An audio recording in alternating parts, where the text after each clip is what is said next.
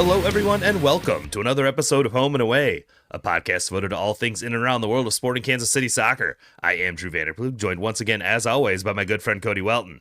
This week on the podcast, yours truly is only partially thawed out from a bone-chilling evening at Children's Mercy Park that saw sporting Kansas City finally play a game of meaning, unfortunately losing 1-0 to Lionel Messi and Friends in their first leg of the Concacaf Champions Cup tie.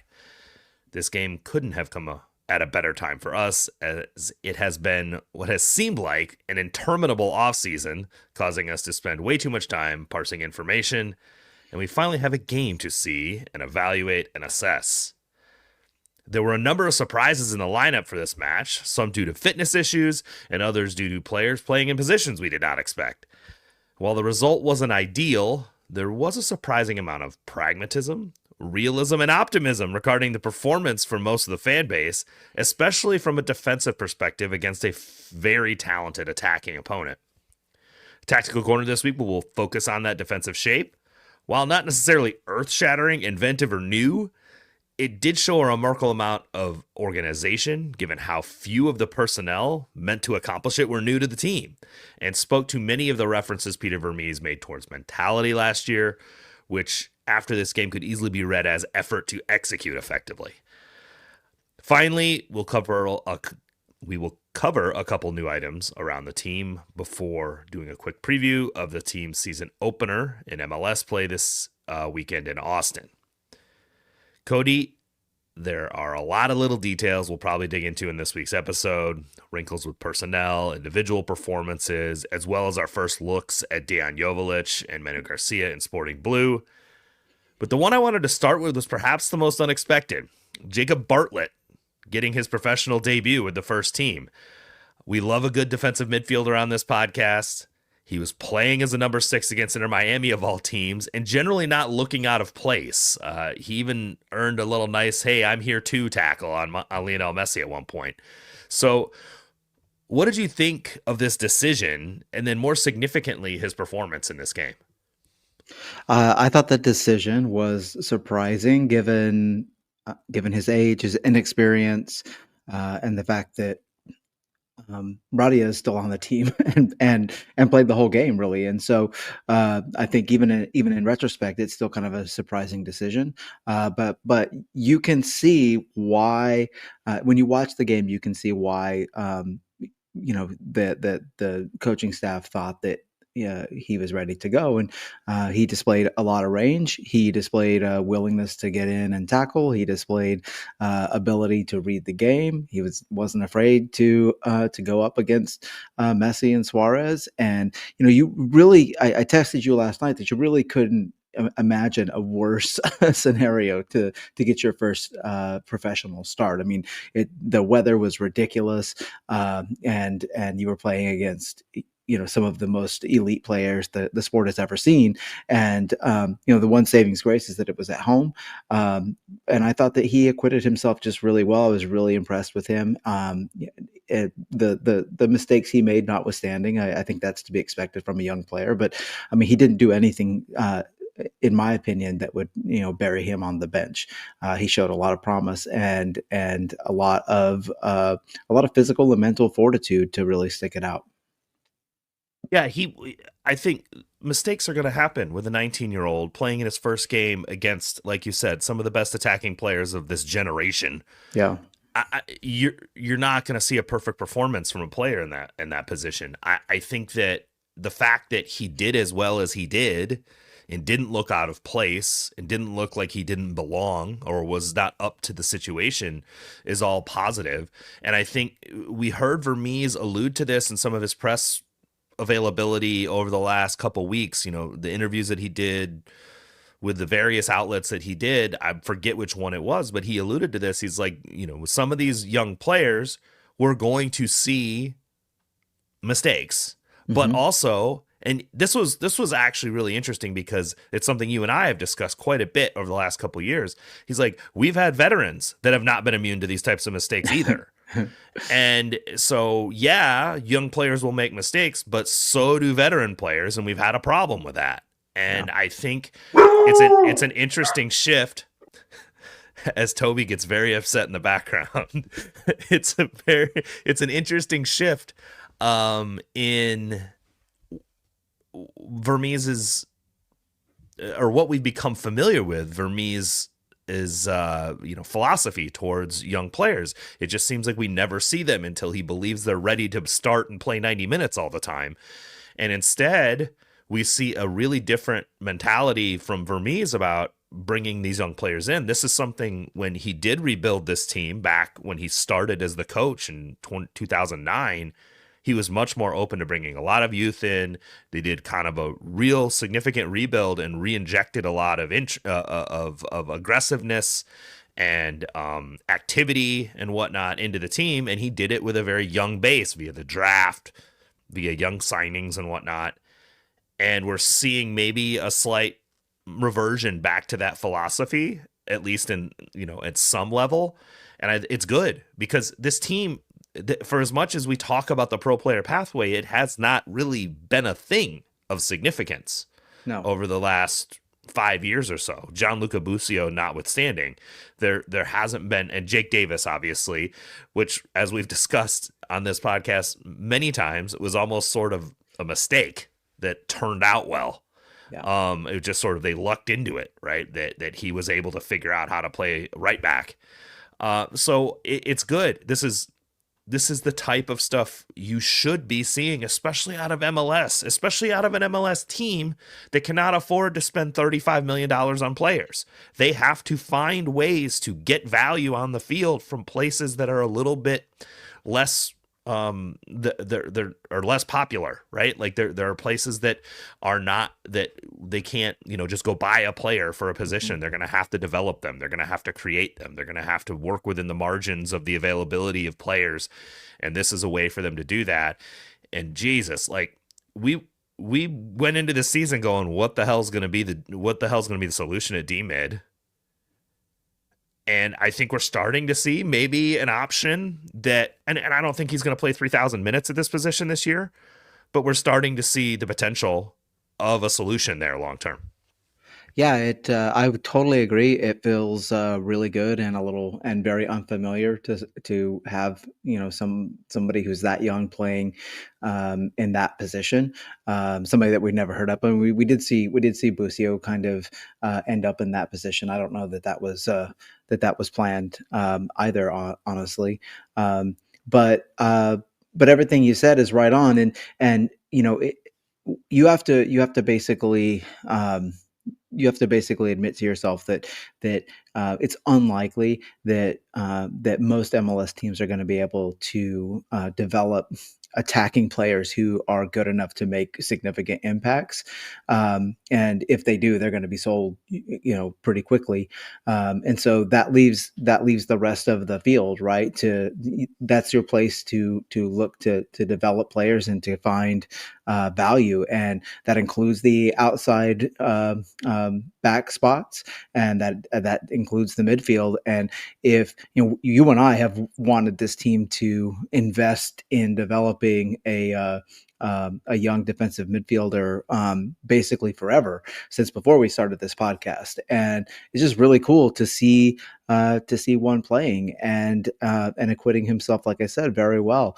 And even if he doesn't, let's say he starts half the games this season, that's still a win for a player that age playing that position, and it also really alleviates the need to as we've said before, put square pegs into round holes. I mean, you really don't want Memo playing that position. You really don't want Jake Davis playing that position, and you don't want the lack of depth at that position to force you to play a completely different system and style. And so I'm all in, man. I was really, really happy that for me.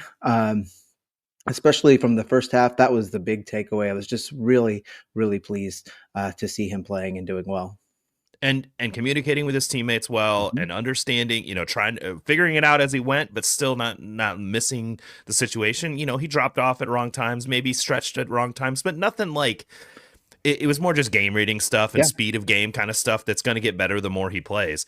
The last thing I will say about him that really ticks a significant box, that is another thing that you have brought up a lot, is when it comes to youth development on this team. He's from Overland Park, Kansas. And it was wild because I heard it.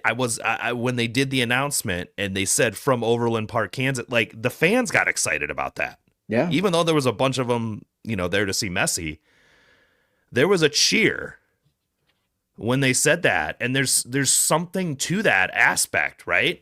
As much as we love Jake Davis, he's from the northern suburbs of Detroit. As much as we love Gianluca Busio, he's from North Carolina. Caden Pierre, also from outside of Detroit. The two other homegrowns that we signed are from Minnesota, right? Like this is the first real homegrown to play minutes since Kevin Ellis? Yeah. Eric Palmer Brown, maybe? Like, yeah.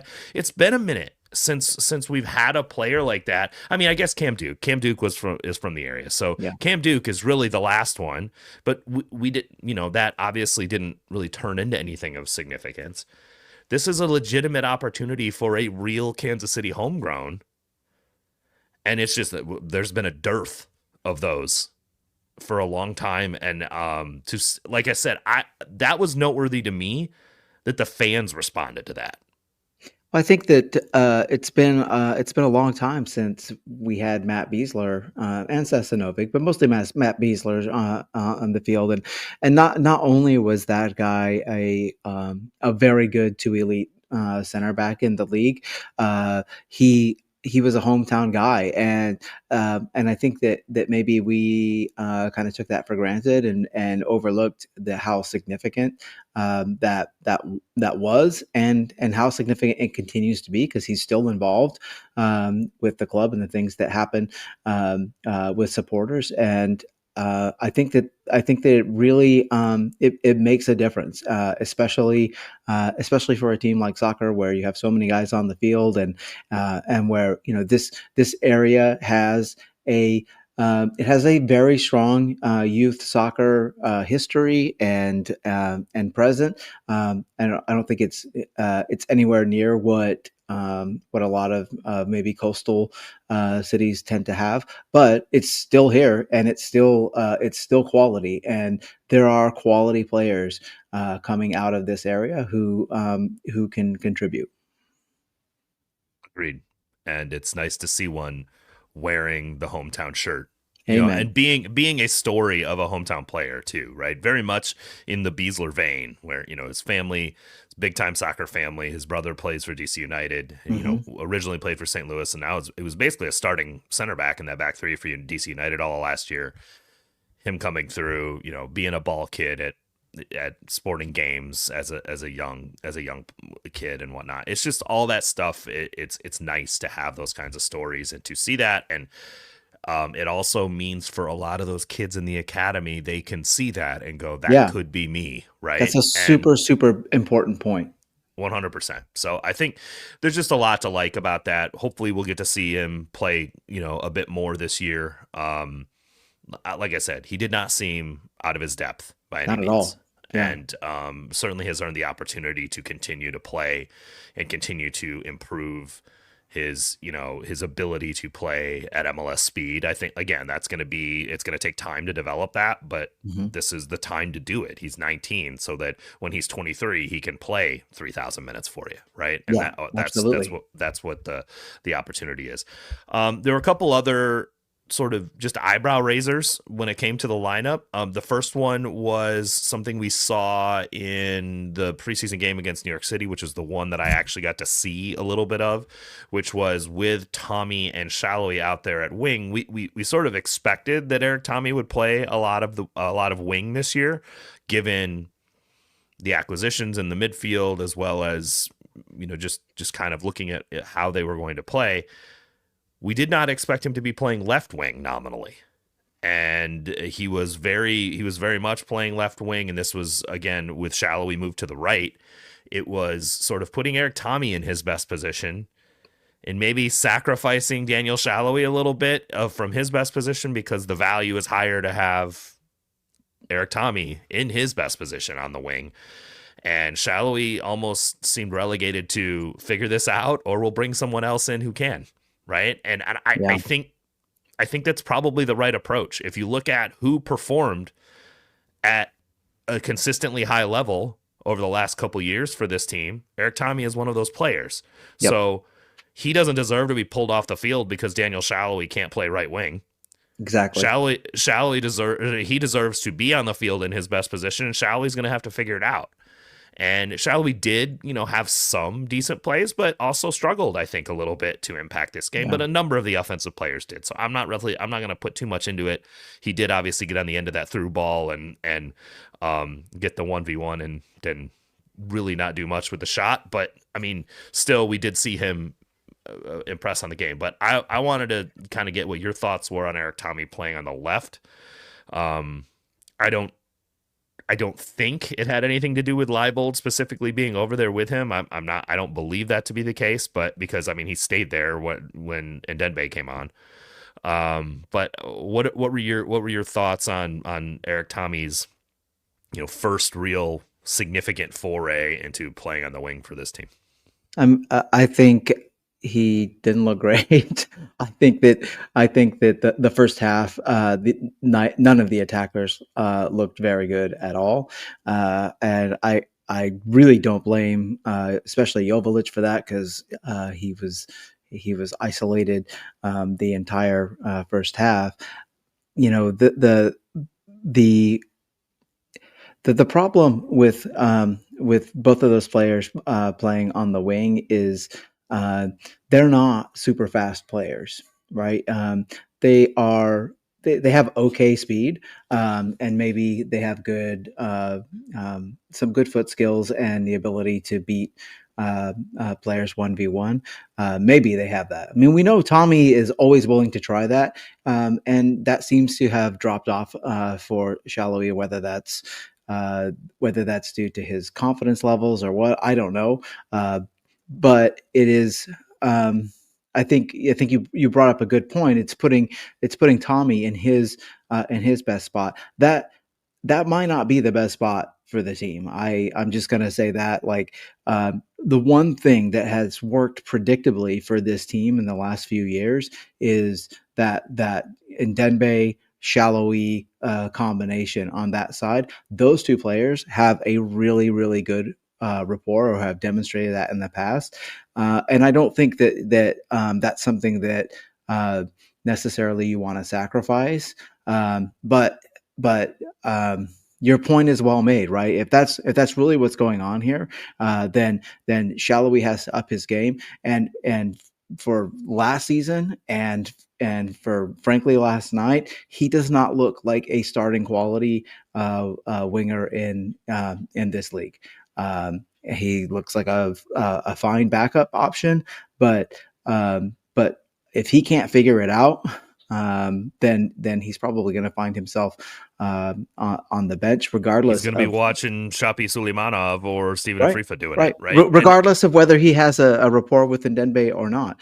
And I think that was another thing that was obvious last night is you have people playing in those new attacking positions or new players playing there, and there was very little rapport between those the three attacking players, and that's something that's going to have to be developed. Yeah, that's about all I have. Yeah, I mean, I think part of the problem, to your point, is in the first half, the game state was such that there wasn't a whole lot offensively happening for Sporting. And we're going to spend all of Tactical Corner talking mostly about how their mid-block shape looked in the first half, because I think that was the most significant item of note as far as the performance in this game was concerned. Mm-hmm. So yeah, there wasn't a lot to take away. Tommy did get on the end of a decent narrow angle shot at the end that hit the post. But that was, again, to your point, it wasn't a combination from that side that got him in that place. It was a transition event. He was the third runner, which we know is something he's good at. And maybe that's something they need to focus on more. I think so much of their game state for most of this game was based on pull Miami forward and then try to burn them in transition, which is Yeah. it's a good tactic to play against Miami, right? Like make them compress their lines as high up the field as you can, and then you know their counter pressure is going to be buns and just burn them on the counter. I think Vermes said in the post-game presser that, they were maybe not quite as patient as they could have been in some of those transition events, but he's also not super upset with them because he wants them to go straight to goal. He wants them to be more aggressive at attacking the goal. So it's just like, figuring out where that balance is between those things. But Eric Tommy can be a valuable player as a crashing runner on the far post, right? And I think he's better at that than Shallowy is, to be completely Absolutely. honest. The other thing, and Austin Gordon brought this up in the Discord earlier today, and I do tend to generally agree with him. I don't think Tommy is as effective when he's playing from wide. He's more effective in the half spaces as far as getting to scoring areas that he's good at. It's difficult for him to cut into that half space from the right, whereas it's much easier for him to do it from the left where he's getting onto his dominant foot. So I do think that makes sense just at a high level as far as why they would position him in that way. Whereas Shallowy is much, we think of him as an inside forward, but I think he's much more, Shallowy can get to an end line and hit a cutback a lot more effectively than I think Eric Tommy does. So I think He could a couple of years ago at least, right, and he and did that he did earn a couple corners in this game doing that. So like I mean, listen, none of the attack was that great. Like right. we'll hit Joveljic really quickly because I think you touched on this. You you had already bought real estate on Joveljic Island because of the fact that we were concerned that this might be a thing, especially if they did start pulling the midfield back to places to maintain defensive control, which they obviously did in this game. And Joveljic had a Dom Dwyer-esque day, Yeah. right? Yeah. Like it felt like that. His hold up play was pretty good. Like he was able to receive off his chest with his back to goal from, they would play it long to him and he'd get there, but he was also bracketed by two center backs every time. So it was very difficult for anything to come of that type of solution other than releasing pressure. So he did at least accomplish that, but it was hard to see him do much else because the game state was such that they just weren't really getting meaningful possession in Miami's defensive third. They were At least in the first not. half. They were not, but they were also they were playing. The wing players, especially, they were too wide and were unable to cut the ball in, which is what they need to be able to do is beat their defender, or either using pace or using skill, and then bring the ball in towards the middle of the field where they can find Joveljic, and they weren't really able to do that. They lost the ball a lot in the first half, and they're really going to have to get better at involving Joveljic if they're going to be in order to get the most out of the potential of the attack. Yeah, I think some of this was game state related, just how they Yeah. were set up to manage Miami. And they were definitely intentionally playing, even their control progression phase was forcing the ball very wide. So Yep. like there was very little interest in playing through the middle of the park, mainly because turnovers there would have put them in a really bad place.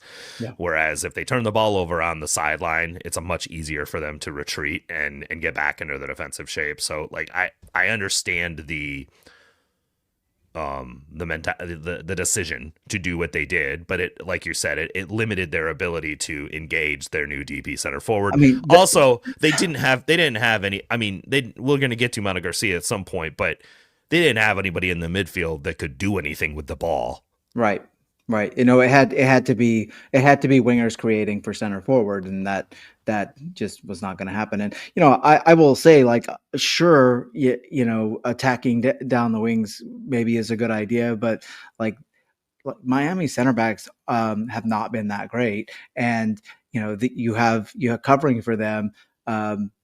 Busquets, who's old and has never ever been the most fleet of foot guy, and so I don't know. I don't really agree with that strategy, but that's what they played in, and it worked out okay, I guess.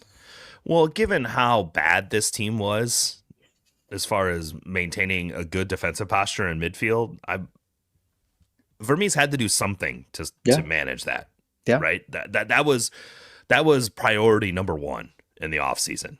And they did achieve that. So again, we'll Hmm. get to that when we get to tactical corner. Yeah. But I think there were some domino effects to their ability to be effective attacking because of how they were set up to defend. Totally agree. One of the other kind of interesting decisions was Nemanja Radja playing as an 8, which was interesting. I mean, again, I think I had to think back on this because I was, if you take the fact that we don't really like the Jake Davis at right back out of the equation, he was at right back. That's what they had to do. Would Zoran Basong been substantively worse than Nemanja Radja was in this game? Probably not. Probably not. Right. So like I understand the decision and why it was made. But he did things that have been frustrating us for several years. The chances Suarez gets on goal in the first half, he just absolutely bottles the challenge and then just quits. Yeah. And in fairness to Jacob Bartlett, who we just sort of lauded for his play in that, Bartlett backs off at that point and gives Suarez space, which is not the right choice to make in that position either. So that's kind of how that shooting sequence is created. But yeah, I mean, that was just one example, and it's the one that gets highlighted because it's on the highlight package. But there were several from Radja in this game where you're just like, I don't know where he fits in what this team's trying to do. It just seems that everything about his presence just doesn't seem to be correct for this roster. Yes, I totally agree. If you look at the box score, his numbers were not bad, and he was a defensive presence, and he won. He had, I think, maybe the most duels won out of any player on the field, including Miami. But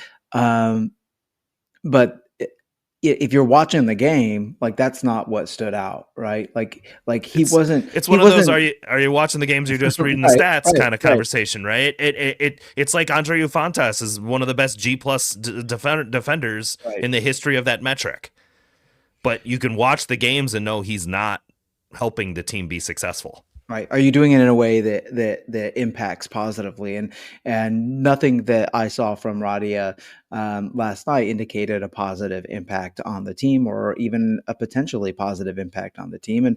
And I was like, I was kind of, posting snide emojis before on the Discord before the game started. Once I saw the lineup and that he was slotted in to play the 8, and it's because I don't really see what positives that player brings to that role on the field, right? He's not fast. He's not a ball winning presence. He's not that good of a passer, and especially not in terms of progressive passing. So yeah, I was like very skeptical from the outset, and it turned out that my skepticism, I think, was well warranted. Yeah, I mean, nothing about his play looks like high TAM level central midfielder in MLS, right? Like I say whatever, maybe his salary's lower this year, maybe it's not, I don't know, but they're still investing a significant amount of their budget into him, and obviously you want to try to maximize that investment as much as you can, and he just doesn't look like that player to me. No. Maybe he is on some other team, but he's not on this team. Well, and you made the right comparison. Is there anything that he did last night that Zoran Basong couldn't have or wouldn't have done? And I think that the answer is probably not. So Well, but I mean, I guess from that perspective, maybe for whatever reason you trust him more to not make a big mistake than Basong. Like, yeah, I guess maybe. I don't know. The quitting on the play with Suarez is the biggest issue. But we'll get into this when we talk about the 4-5-1 and how they were using it, and it's a very it's a very common setup that we've seen Vermes employ with some slight adjustments to a way that it's been used more in the past. Those 8s are required to trigger press. Yeah. He sucks at that shit. Wow. Yeah. Trigger pressing really requires an explosive athlete, and that is not Radia. That is not Nemanja Radoja. Yeah. I mean, and I'm not trying to be a dick about this, but like that's not the type of player that he is. And we saw it, Busquets sits back there on the left side of that back three and drops a freaking ball over the top into Messi and he scores. And who's about 3 steps late to any type of pressure? It's Radoja.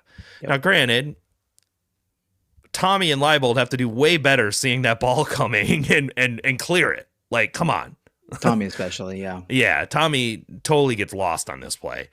But, like, also, can you close the ball down, please?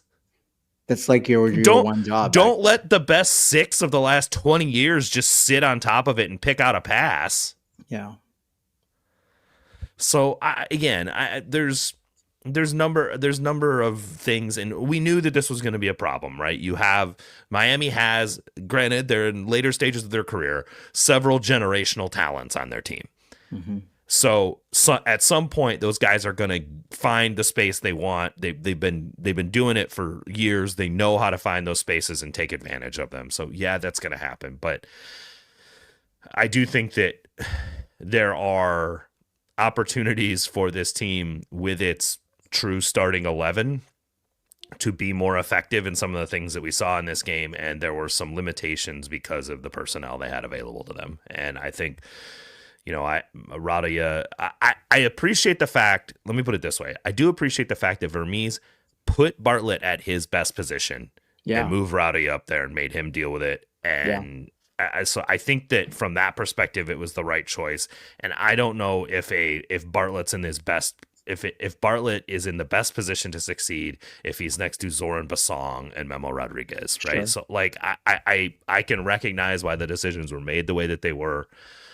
I don't think that Radia was particularly great in this game or good even. I mean, he was good. He reminds me of Fontes so much in that he does good things that show up on a stat sheet, but also does 3 to 4 really bad things, like noticeably bad. They're like the mistakes are more impactful for whatever reason. They're high leverage mistakes in a lot of circumstances that, he's the one that popped off, honestly, is the one that probably struggled the most. Well, and one of the things that stood out to me in reading, I can't even remember who wrote it, whether it was Sperry or Chad, but they wrote about the signing of Joveljic, and it really seemed like Radia was prominently featured in that article as someone who, they're both from Serbia and they have knowledge. Even Manu has, I guess, some familiarity and knowledge of Radia. And I don't know. I mean, I kind of found that a little concerning, and especially seeing Jake Davis play right back in the preseason and then again last night. Like I'm not sold that Jake Davis is going to be moving back into the midfield anytime soon, and that I think gives me a lot of pause. And so I guess it's something we'll have to see. But based on the early returns from last night, it's not great. Well, especially because Jake Davis had to go into the position that Radoja was often vacating to be a ball winner. Like he was inverting into that spot and sort of being that ball winner in that area because maybe no one that's else was plan. doing it. Maybe it is. I don't know. Maybe that's what they're trying to do with him at right back. I don't know, but everything we said about there not being a substantive ball winner in the midfield was sort of borne out in this game because you saw Jake Davis going in and cleaning up a lot of stuff because there was no one there else to do it. So I don't know. We're going to obviously some news drop right before we started recording regarding a backup right back or maybe a starting level right back. So perhaps maybe this will change, but we're going to have to wait and see whether it does or not. I will say that coming out of halftime and the goal notwithstanding by Miami, I do feel like the field tilt did start to move a little bit better in Sporting's direction. Yep. Where my seats are on the north half of the field. So, obviously in the first half, there was a lot happening in front of me that because Miami was in Sporting Kansas City's attack or defensive half a lot, but there was also a lot more game in front of me in the second half as well. So I that's generally how I can kind of get at least a anecdotal feel of how field tilt is working, is kind of how much of the game is happening in front of me. And I did notice a lot more of it in front of me in the second half with Sporting offensively. So I think that there were some improvements in that regard. And then obviously Manu Garcia gets on the field. He comes on at the same time as William Agada and Logan Ndembe. I thought him coming on at the same time as Agada was a little bit interesting, because you would expect that Joveljic would have benefited quite a bit from how Garcia was playing in this game. Yeah. It was really, really disappointing, honestly. It was kind of weird. I mean, I know Agato's working back to fitness, and I don't know. I mean, it's so strange to see Peter Vermes making wholesale subs, doing the back line swap. So we got to see a half of both Rosero and Fernandez. So hopefully they're both working up to match fitness, and we'll see both of them in the starting lineup soon. But also, using the fourth of his 5 subs, and by the half hour mark or by the hour mark was kind of interesting as well. So we're seeing some shifts in that regard. I don't know how much that will continue, but it seems more fitness related than anything else that we're making, in Ndembe and Garcia specifically. So we saw Manu Garcia come on. I think, the first thing I noticed was that what I saw on tape, I saw on the field.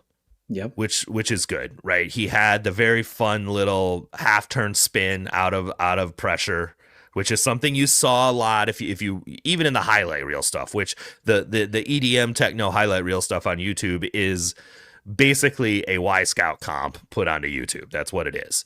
So it's like a season's worth of Y Scout clips put onto YouTube. So but even if you go into the games and look at the individual comps of actions in those games, you see a lot of that type of activity. So it was good to see that come off on film. But the other thing that really came off was all of a sudden there were being through balls hit.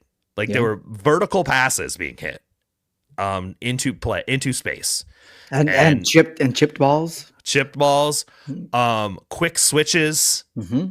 Just all the stuff, all of those were things that we saw in his highlights, and they all came out fairly quickly. And immediately you saw Sporting get some more active runs towards goal with attackers, having legitimate chances. Shallowy getting that run on goal. Eric Tommy, Shallowy was offside, I guess, on the one through ball that Manu hit. That was a little overhit. But also I saw a number of other really good passing ideas that were just due to just limited time of him playing with any of his teammates. They were just hit to the wrong spots, right? He was expecting a player to be in a different place than they were. Or they were expecting him to hit the pass in a different spot than he did, right? And so there's just a little bit of time that's going to have to, be borne out for them to get, more attuned to each other. But the ideas and the ability was fairly clear pretty quickly, don't you think? So, I mean, I'll be interested to see what your thoughts were, but I don't want to get too excited too quickly, but I'm already irrationally excited about this guy, and I was before he even played a minute for the team. So it was good for me to get some confirmation bias about the fact that he was doing the things I expected him to. Yeah, he looked quick on the ball. He looked his decision making was quick, and so what that means is that when the ball was coming to him, he already had an idea of where it was going to be played.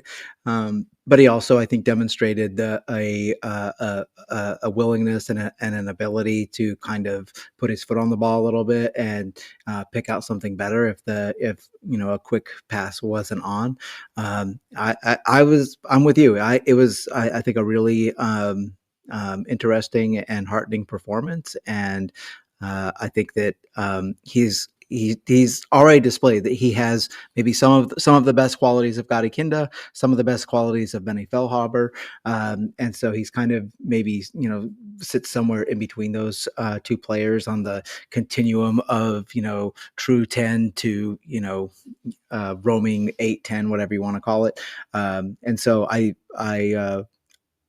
I'm like you. I'm really excited to see him play. I'm really excited to see him establish a rapport with Joveljic, because that's what needs to happen. I mean, that's we talked earlier about the anemic attack in the first half. I mean, if you are in positions where where you're going to be counterattacking and you're going to be playing against the ball, you have to have the ability to create chances, to generate chances out of nothing, to generate chances with like 3 or 4 players, and he's a player who can make that work. It seems like, and so I can't wait to see more of him, honestly. Yeah, and I think the reason he came on for the limited time he did was more a time with the team than it was fitness related, right? Some of these other ones we're seeing it is fitness, coming back from an injury, match fitness, 90 minutes fitness, etc. Garcia doesn't have that problem. It's more just like getting it would have been malpractice to put him out there for 90 minutes with no time and no, especially with the very specific defensive posture they were trying to manage and the organization that it required to function. So it was good to see him get out there and be as effective as he was, even if Agata was he was Agata. He gets in dangerous places and then does the wrong thing too much. Yeah. I mean, it was just more of the same.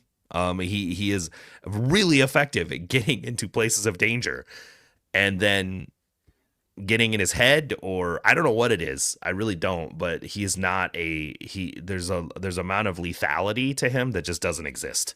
Yeah. And we saw that. And so it just, again, I think I agree with you. I'll be interested to see Garcia spend some time with Joveljic. I do think Agata offers something completely different than Joveljic, which again is a positive for as long as Agata's here. I mean, with the needs for a couple teams in MLS for strikers, yep, I gotta believe Mike Burns' phone is blowing up. Yep. So I think there might be some opportunities there. If Agata wants to make a move to another MLS team, he may or may not want to do that. He may just want to play his contract out and then do whatever. I don't know, but yeah, it was very good to see Garcia's immediate influence on the game positively. But as you noted, there's still lots to work on the offensive end. I don't want to read too much into this specific game regarding that, other than to say it's not uncommon historically for Vermes teams to be a little slow out of the gates offensively, and then sort of work up that part of it. And they've generally focused on defensive posture in the preseason and getting that settled. And that would be one thing, but when you have 2 designated players in the attacking side of the field side, I think it's right for us to expect a little bit more and a little bit more sure quickly. But that goes to the next point that I have on the rundown here, which is having a little bit of patience as to how long it's going to take those guys to develop the rapport to be effective with each other. So no one wants to hear about patience right now, right? The team was ass last year. They were ass most of the year before. They were definitely ass the year before that. Like we're not there's a lot of fans don't have a whole lot of patience and aren't really ready to wait to see this team get better. But realistically, with the number of players from a health perspective, being able to put what you would call their best 11 on the field right now, they really can't because of fitness and availability issues.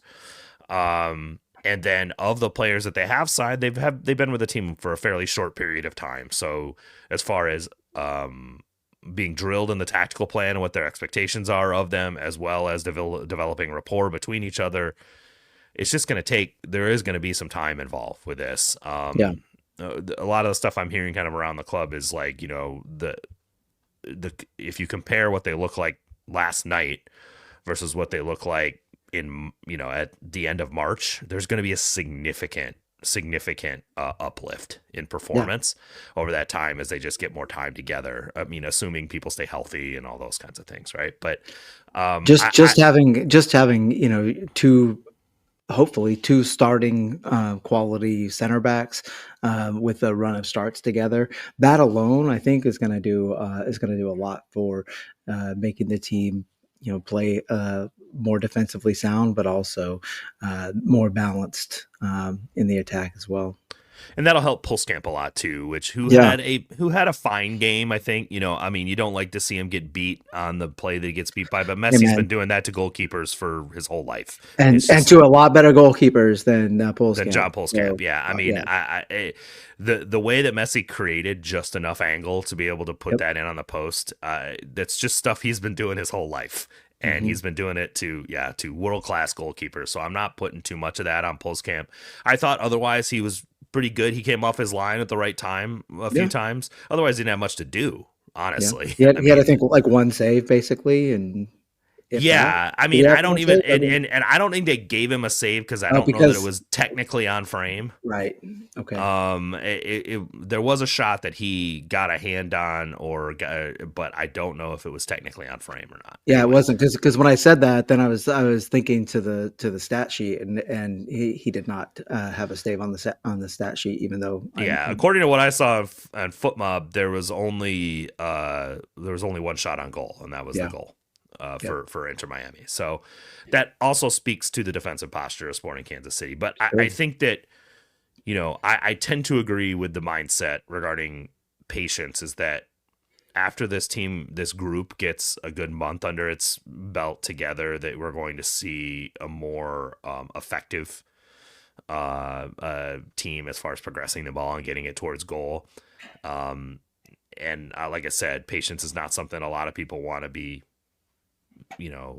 giving this team right now. But unfortunately, given the amount of turnover and when other players have arrived, it's just a natural kind of thing that has to happen.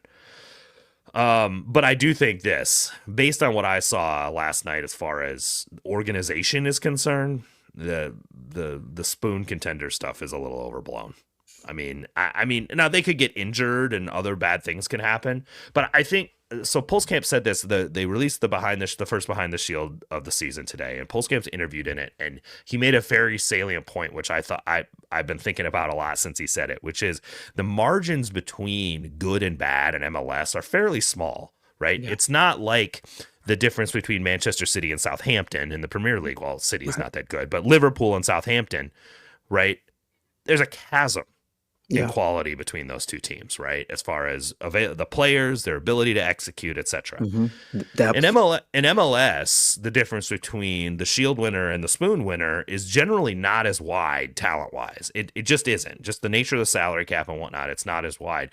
And usually what causes teams to get in a bad way is more execution related than it is hmm necessarily talent. And I think we saw that last night with appropriately sort of bought in players, the mentality, so to speak, from Peter Vermes, um, executing a defensive plan that was very clear and very um, well instructed as to hmm what roles were and what they were expected to do. And it's not something we've seen in a bit. yeah, It has been a hallmark of Peter Vermes teams in the past, and that's why it was something that was so confusing to you and I as to how easy this team got sort of played through last year. Is that is not something you normally see from Peter Vermes coach teams. So as we sort of shift to the tactical corner part of the podcast, where this week we're really going to discuss that defensive um, posture, organization, control. Peter Vermes made a comment during his post-game presser where he's like, I was really happy with how organized they were. And I think, this is a game last year we might lose it 3-0 because we just give up some chances we shouldn't have. And I heard that and I sort of responded on the Discord like, I'm agreeing too much with Peter Vermes these days. It's like, have I been sort of indoctrinated? I've spent too much time around these guys to where I have the same takes he does, but I felt the same way.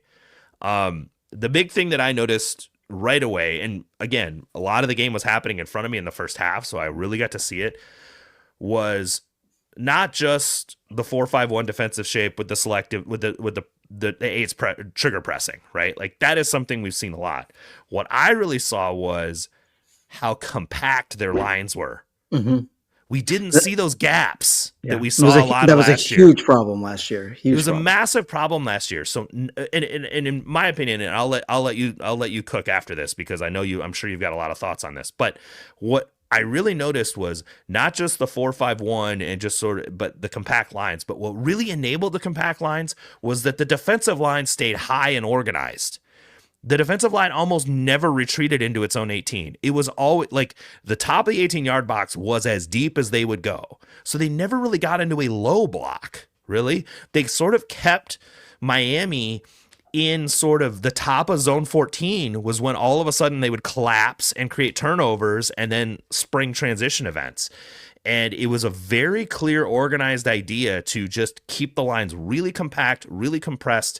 And once Miami tried to get into that area, kind of right at the top of the D, was when they would really collapse on them and try to take the ball away. And it was extremely well organized. The spacing was really good. Like everything about it reminded me of what this team used to defend like. And it was a pleasure to see because, again, last year it was a significant problem. Yeah, so I think that one of the things is just going back to what you said earlier. Like Peter Vermes is a good coach. Like you can't argue that fact in any like reasonable fashion. He's a good coach. He's also a good man manager. So it would take a catastrophe for a Peter Vermes team to win the Spoon, like an absolute catastrophe. And I think that probably last year was the closest that we're going to get to that because last year I think was a catastrophe. This year, as you noted, has already started out differently, and I think that the being narrow and compact in front of your own goal is something that we saw a lot of attempts to be narrow last year, but the compact thing eluded the team because it necessitates off-ball work really more than anything else, and that was kind of lacking last year, that sort of extra effort and intensity.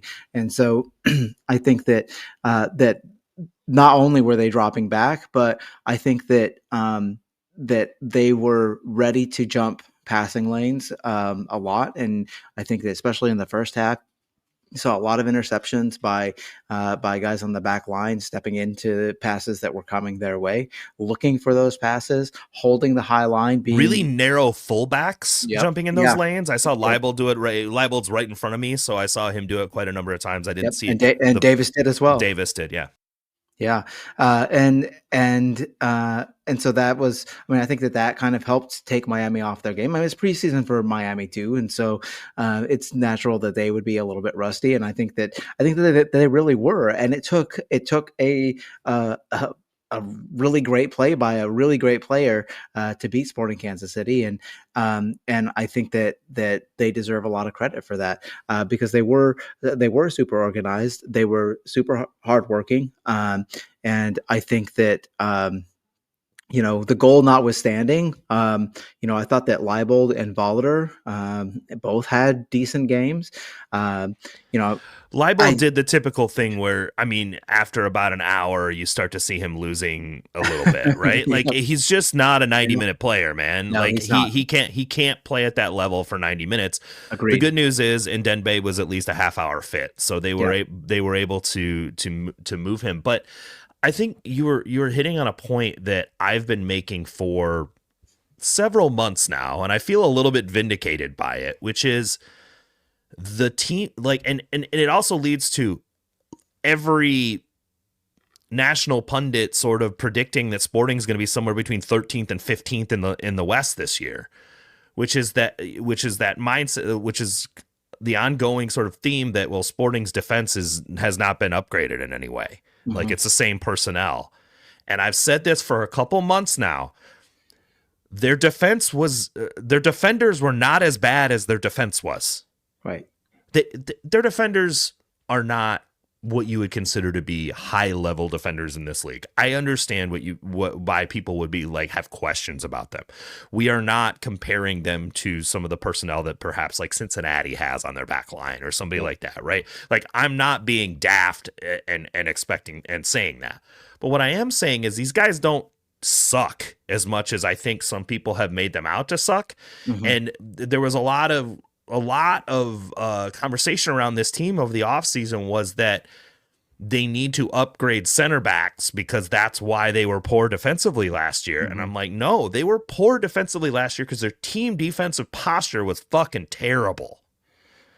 And that needed improvement way more than the personnel did. And maybe the personnel was the reason that it wasn't being executed effectively. And that goes back to this mentality conversation that Vermes has had most of last year. When he's talking about mentality, this is what he means. You saw how fucking organized and together and playing for each other that team was last night. And you're like, where the fuck was this last year? And what happened that caused them to be so all over the place? Because that is otherwise personnel, Dan Jovelich is on the field, Jacob Bartlett's on the field, but by and large, all of these guys played for this team last year. Yeah. Yet they looked so much more organized and the effort was there. Memo Rodriguez, I thought, played a very good game. I understand why he comes off for Manu. Like that's the right substitution to make if you're bringing Manu Garcia on. But that was one of the little things about how the personnel was set up that I actually thought was very smart by Vermes, is putting Memo on the left side where Messi normally is. Memo was reading Messi's movement exceptionally well and was sort of getting ahead of some of the things that he was trying to do. So like there were a lot of guys they were zoned in. They were really in. Right. And I think that is the problem. That was a significant problem that Vermes brought up a lot last year, is that they weren't. I don't know what happened, what caused them to get to that place. I mean, losing a bunch of games will cause you to check out mentally sometimes. Flow state is real. Like we know all these sports psychology things are legitimate. But man, you look at that team last night and you're like, 9 out of these 11 guys played a lot last year. Yeah.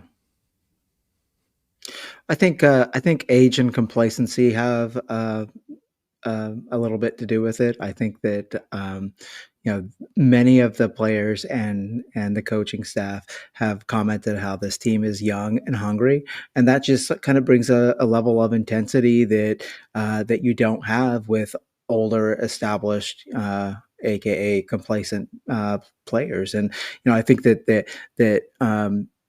there wasn't enough.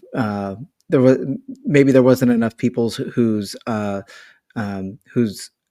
status as starting players were being challenged appropriately last year.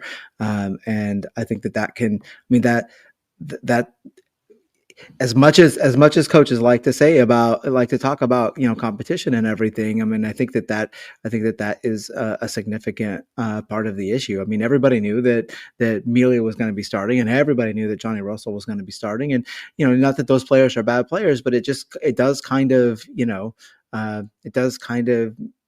lend itself to maybe people putting it on cruise control a little bit. But that wasn't there last night, and it can't be if you're going to defend, especially against a team with an attack as good as Inter Miami's.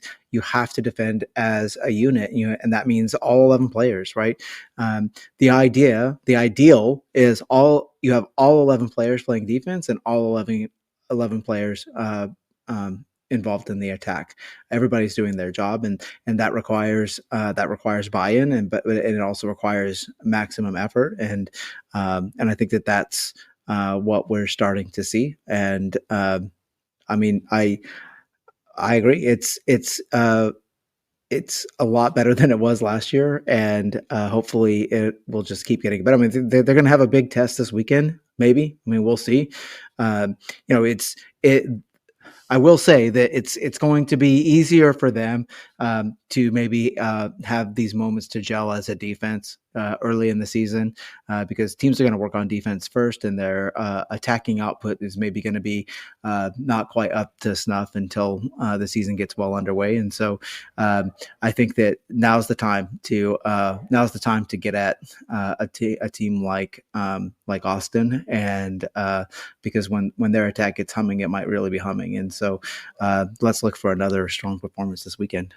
Yeah, for sure. I think what will be interesting to me as we get to see them play against more opponents is how their control progression shape looks. We didn't really get to see much of that in this game because they weren't really attempting to build out of the back that much. They weren't really and Miami was pressing fairly high because that's what they do. They try to turn you over in your half, so that their attackers can come right back at you while you're trying to reorganize. So also that's how they protect their back line, is by being fairly aggressive, pressing in your defensive half. So there wasn't a whole lot of control progression happening.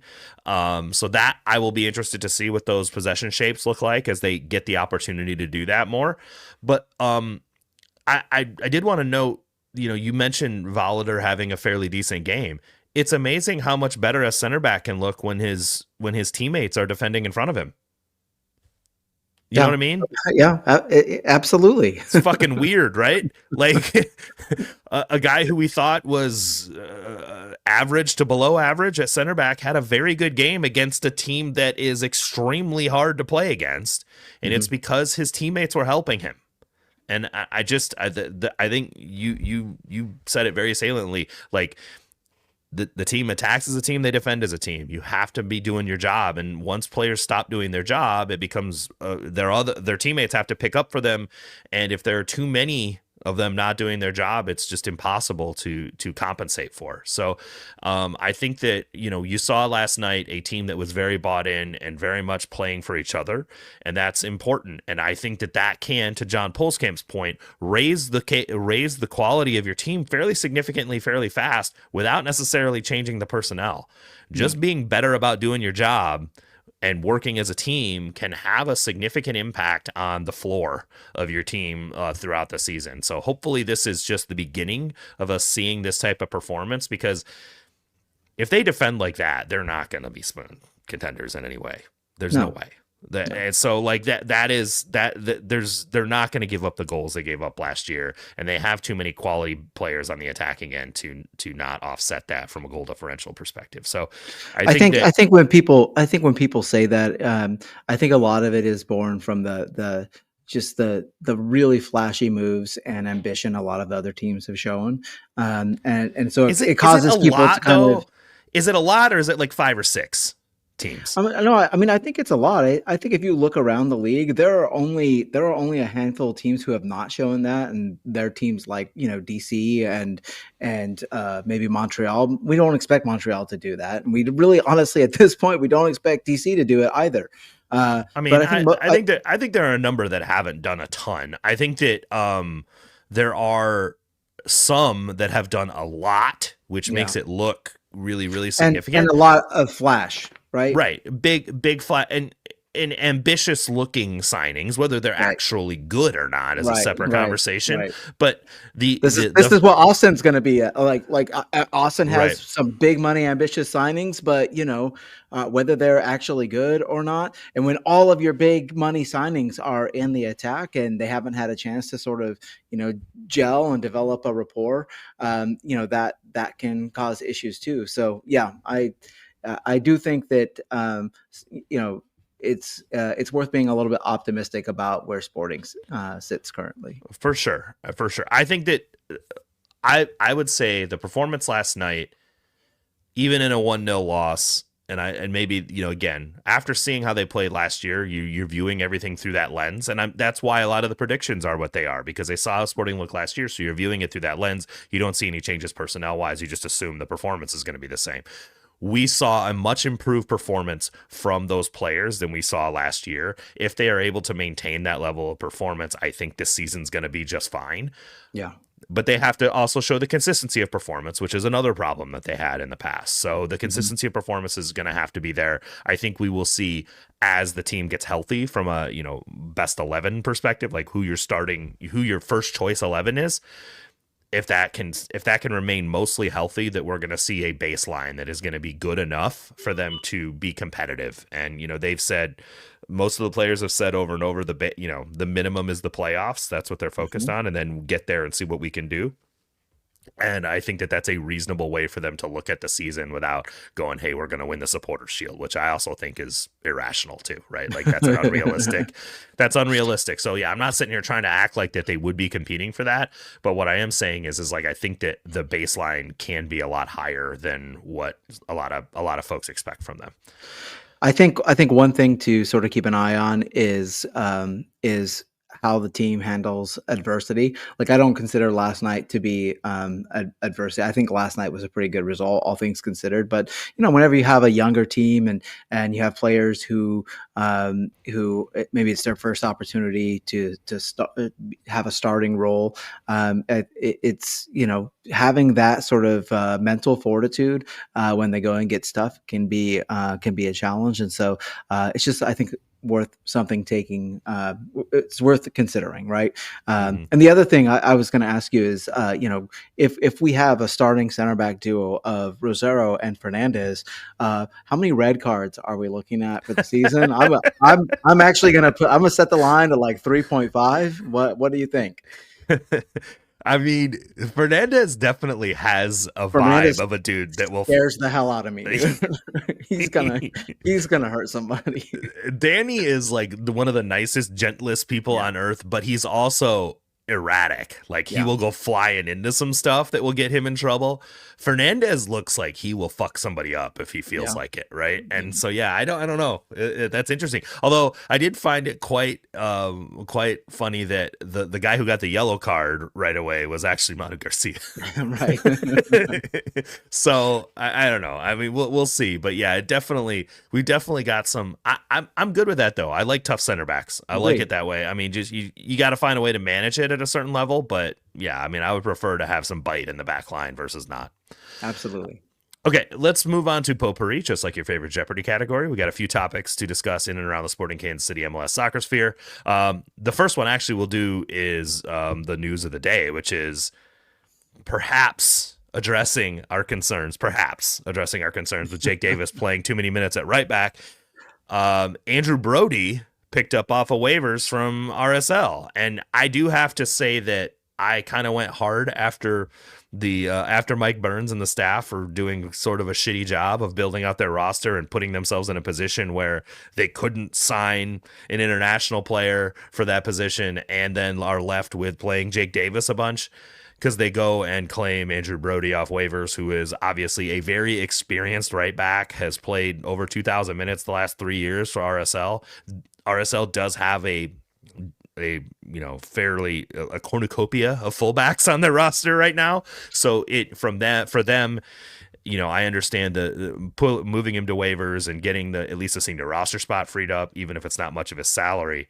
Sporting picking him up at the senior roster minimum means they can put him on their supplemental roster, still maintain a ton of flexibility for building out the roster throughout the rest of this year, and get a quality right back domestic on the roster. I mean, by and large, this looks like a pretty smart, savvy move that is just like not something we're super familiar with seeing either from Sporting Kansas City. So hat tip to Mike Burns. Well, so this is an example of, I complain all the time about the team being cheap. And this is them being cheap, but in a really good way. Like, this is them getting value and getting a really good deal, and filling a need with it. It's like, there's no downside that I can tell to this move at all. It's just a solid move all the way around. If the worst that can happen is you have depth at a position where you absolutely need depth, the best that can happen is Brody is gels with the team and is so good that you can, it frees up Jake Davis to go play elsewhere in the midfield. And so no downside that I can see to this move. Well done. He hits the cap for $0. And this is honestly, like, I understand you talking about being cheap, and yeah, at a certain level, yes, it is. But also a really important part of MLS roster building is getting value out of slots 21 to 30. Absolutely. The best teams in the league. That's why you and I were like, why would you go after an international outside 100%. back? I mean, come on, 100%. Give me a break. It doesn't make any sense. especially as a backup. I mean, whatever.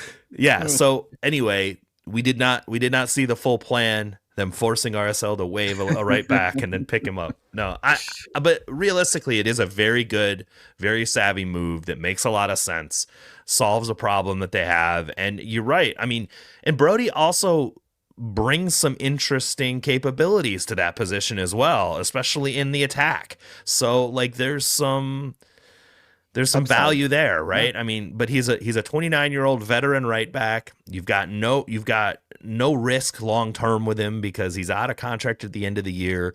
You get a player who could potentially, show his worth and maybe earn another contract, or he earns a contract elsewhere in MLS, whatever. But it's a very low risk move that addresses a significant area of need. And to your point, best case scenario, he shows his abilities there and allows Jake to move out of that position to an area that's much more necessary for the success of the midfield. So I was sort of perplexed because Sporting Kansas City doesn't normally make these savvy moves. These are not moves we've seen this team do. I mean, they had 2017 era Sporting Kansas City made these moves. But of the last few years, we have not seen those, and it's nice. It's a good feeling. Yes, it is to see, things that make a whole lot of sense happening. Zero chance he's worse than Ben Sweat, so we're good. 100%. Yeah, there's no way, absolutely no way. So I'm excited to see that and to see just at the very least have some cover at that position. Yeah. The next big news was another warming thing to my heart. Right before the game yesterday, we find out that Roger Espinosa has been hired as an assistant, and I think his official title was like professional development coach or something like that, which is a great thing for him to be doing. But just in general, I know this made you feel good. Like Raj is back in the room. Like this can't be bad, right? It was so good. The news was so good that it made me completely disregard the term professional development, which as a teacher is it's a trauma-inducing term to me because as every meeting I ever have to go to is labeled professional development. It's the worst. It is the worst thing ever. All of our snow days have been professional development days, and oh my gosh, it's bad. But that aside, having Roger involved with the club is a great move. I mean, he's just a great guy, fantastic player, legend at the club, and the perfect person to have around. Because he's a positive vibes kind of guy, right? And I think that's important. And he's a good role model for younger players, and at this point, he's a good role model for veteran players too. And so I'm really, really happy that he's going to be around the club still. Yeah, I mean, he is a positive vibes guy that does a really good job of bringing players in and sort of helping indoctrinate them into the culture and maintaining the culture in the locker room and on the field. But additionally, he's a no bullshit kind of guy too. Yeah. Yep. Jake Davis was telling a story during one of his interviews over the last couple of weeks about how, when he was coming up and he was doing first team, he was practicing with the first team, and he was just sort of fucking around after the game, after practice. And Roger's like, "What are you doing?" He's like, "Well, I don't know. I'm just messing around." He's like, "Do you think practice went well?" He's like, "Not really." He was like, "So what are you messing around for?" Yeah. And it's just like Jake talks about Roger a lot. Like making him, like, yes, it's a game and you want to enjoy it, you want to have fun with it, but also take it seriously and take every minute that you have seriously and do something with them.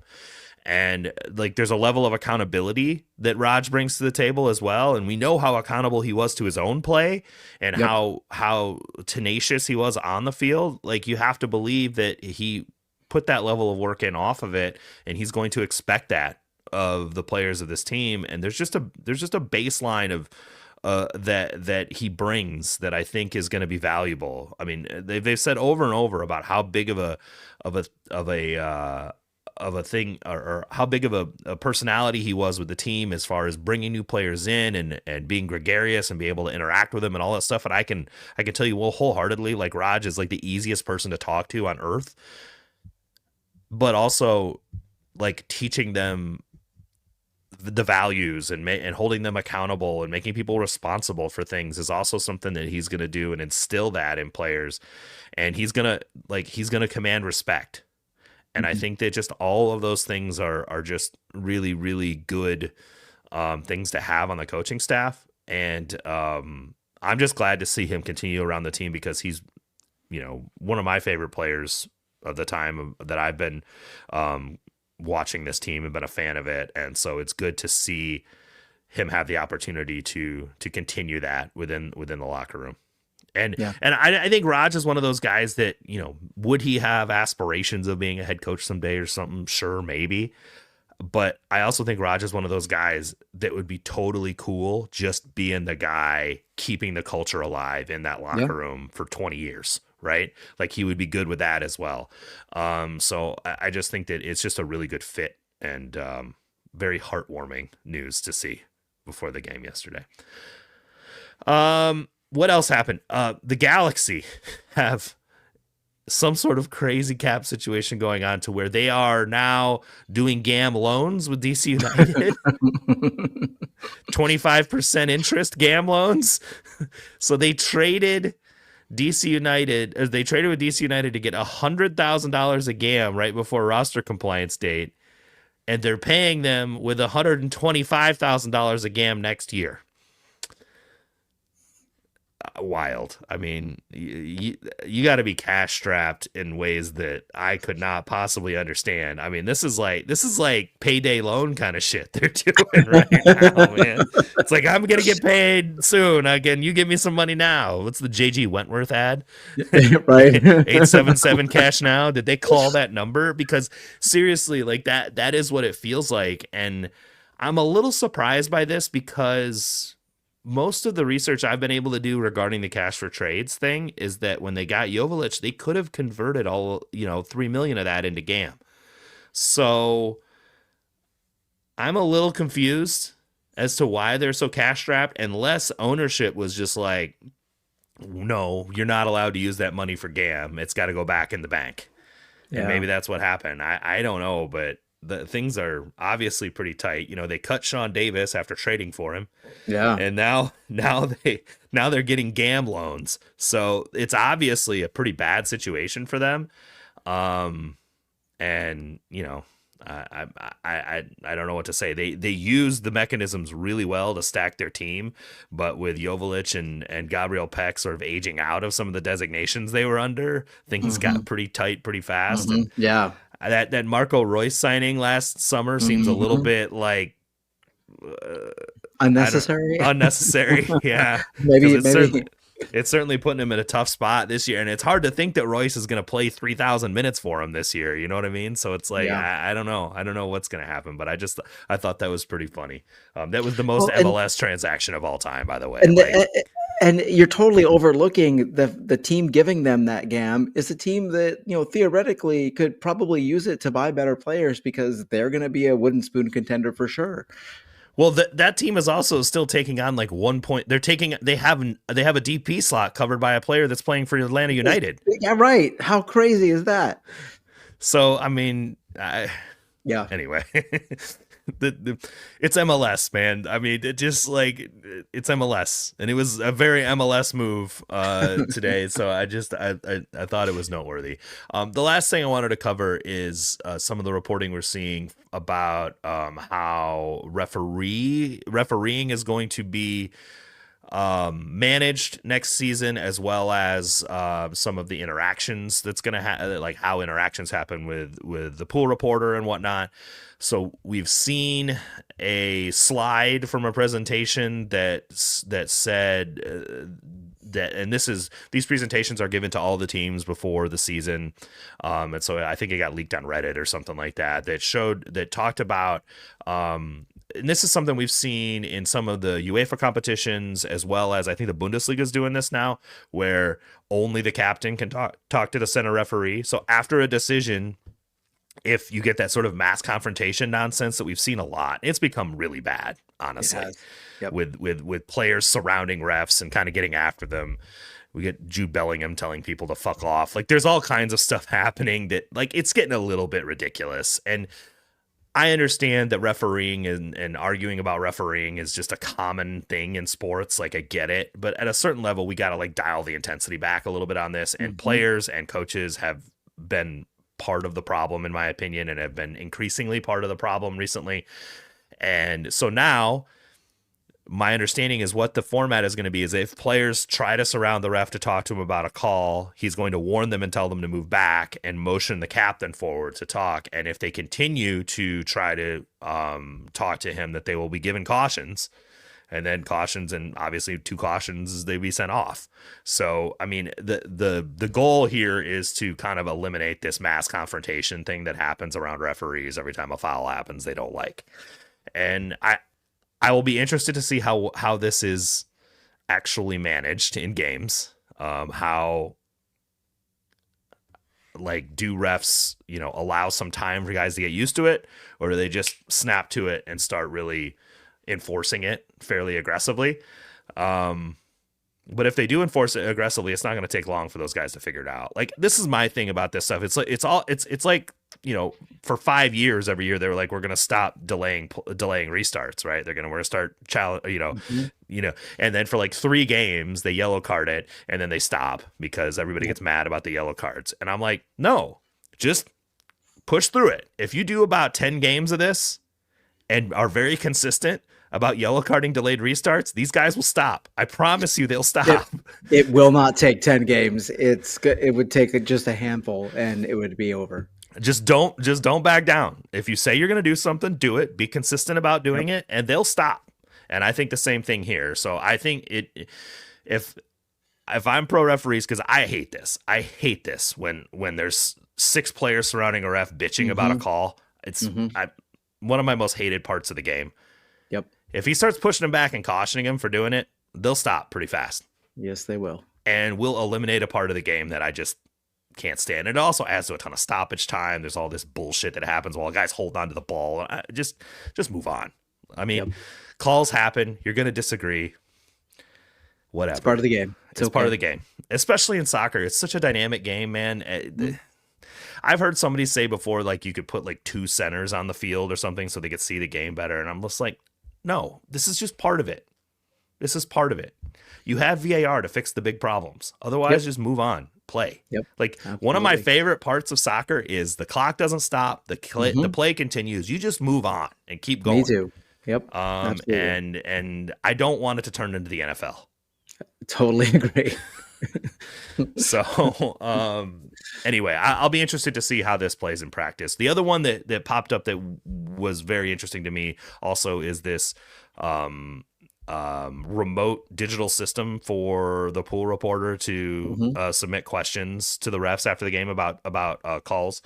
I think it will help the efficiency in getting those answers back. I'll be interested to see if it adds more detail to what they get, because my main issue with a lot of those is like the detail they get in response is very generic, and it's just like you don't really get the rationale of what they mean when they're saying it. And so I'm hopeful that there's a little bit more of that, more context, I think will be helpful.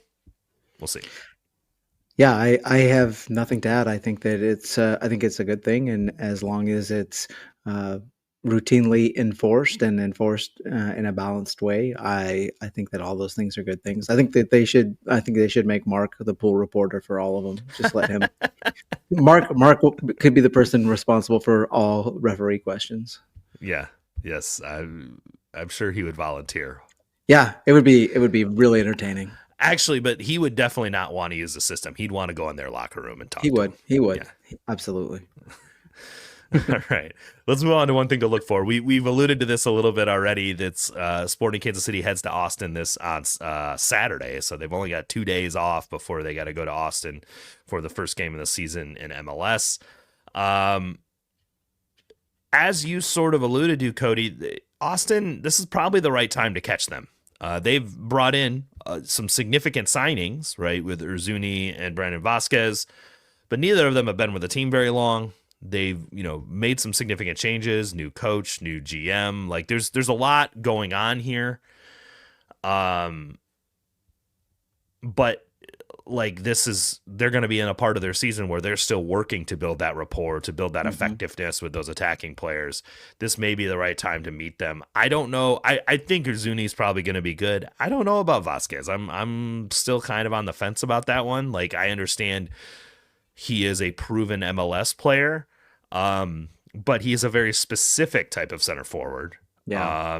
That I think worked really well in Cincinnati in the way they were playing soccer. I don't know that Nico Estevez does the same stuff that Cincinnati was doing. No, So he's going to do stuff more like, Greg Berhalter and Peter and Vermes, right? I mean, but in fairness, Greg Berhalter gets a lot of production out of his center forwards. He has historically done this, right? in MLS, yeah. Yeah, I it'll be interesting to see how Vasquez fits within that system. And they've kind of got a couple center forwards, really starting center forwards that are DPs. So it's like, how is this all going to work together? I don't know, but I think that Sporting is playing them at the right time as they're trying to work that out. Yeah, I think honestly, I would probably feel better about even given all the problems we discussed. I probably feel better about Sporting's midfield than I do about Austin's midfield. And then like we said about the attack, it's a better time to catch them for sure.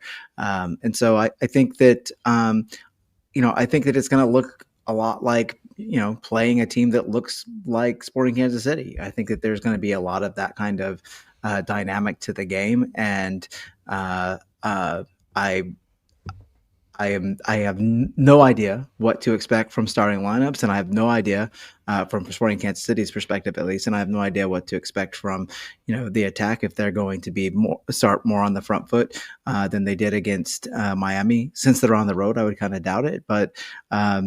I don't know. I mean, it's the first MLS game of the season, so I think that all bets are off in terms of what we are going to see. So there's not a lot of predictions I think that we can make. So I'm just hopefully looking for a continuation of the good things that we saw last night in the defensive stability and the defensive balance and, narrow and compact and playing as a team. I think that's really the thing to look for. And hopefully we get, a little bit of magic from our attackers, our new DP attackers. And I think that would be a fantastic way to start the season. Yeah, I'm hopeful with being in obviously much nicer weather and a game under their feet a little bit, a real competitive game under their feet, that some of the attacking ideas start to come off a little better. I think focusing on transition events is probably a good idea against Austin, especially given that Ilie Sanchez is going to be playing the sixth for them, so that's probably an area to try to maximize. And additionally, I'm interested to see what their possession patterns look like. We didn't see much of that in this game. No, we didn't. So I'll be in the game against Miami. So I'll be very interested against Austin to get to analyze and sort of assess what their ideas are with the ball. Because they're just obviously outside of transition events, we didn't see a whole lot of that against Miami. Yep, totally agree.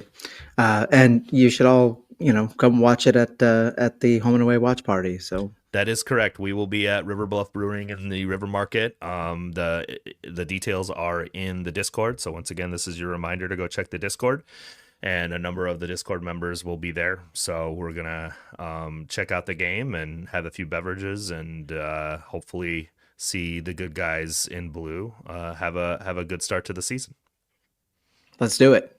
And on that note, I'm Drew. He's Cody. We will talk to y'all next week. Go Sporting.